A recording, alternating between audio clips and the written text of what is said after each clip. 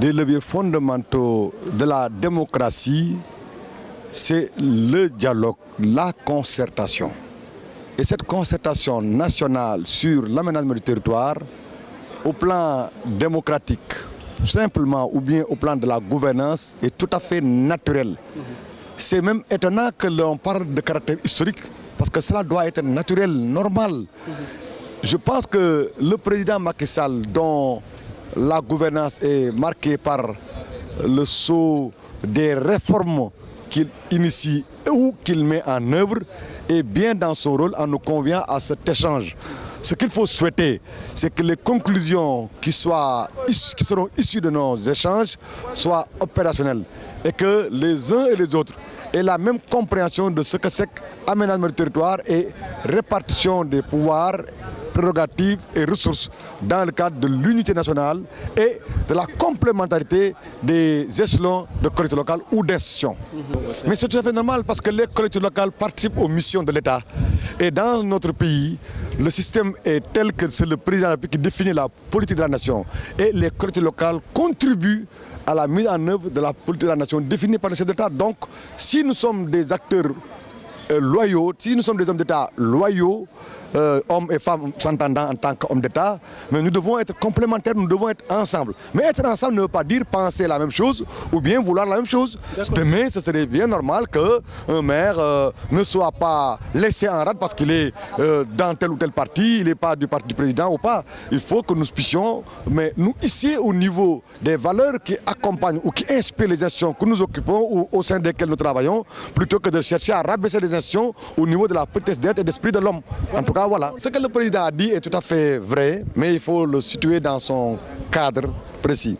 Ce que le président a dit, c'est que les collectivités locales issues des découpages politiciens ne sont pas viables. Et ces collectivités locales-là sont source de problèmes. Il a donné l'exemple de Sangalkam, il a donné l'exemple des collectivités locales qui sont autour de capitales de départements ou de régions et qui empêchent celles-ci à s'épanouir et à se développer. Et cependant que ces découpages-là ont produit le phénomène de la bidonvillisation de certains endroits qui souxent ces collectivités locales. Et il a raison de mettre le doigt sur le problème. Maintenant, depuis qu'il est là, depuis qu'il a lancé l'acte 3, pourquoi il ne l'a pas fait? Il avait le temps. Voilà, 7 ans que ce problème s'est posé. Maintenant, il lui reste maximum 1 an s'il devait s'en tenir à un mandat ou 6 ans s'il devait faire 2 mandats. Voyez-vous, ça veut dire que chacun fait ce qu'il peut faire. Il a peut-être préféré ne pas aborder les problèmes les plus brûlants, ce qu'il a appelé le casse-tête sénégalais pour ne pas dire casse-tête chinois. Nous le savons très bien. Comment faire pour mettre ensemble les populations du Fouta dans le Podor et dans le Matam? Ça, le président l'a clairement dit et je crois que là aussi c'est des problèmes, il ne faut pas les différer. Si nous voulons travailler pour l'avenir, il faut qu'on ait le courage d'affronter les problèmes. Quitte à être impopulaire au moment où ça se fait, mais à être grand dans l'histoire.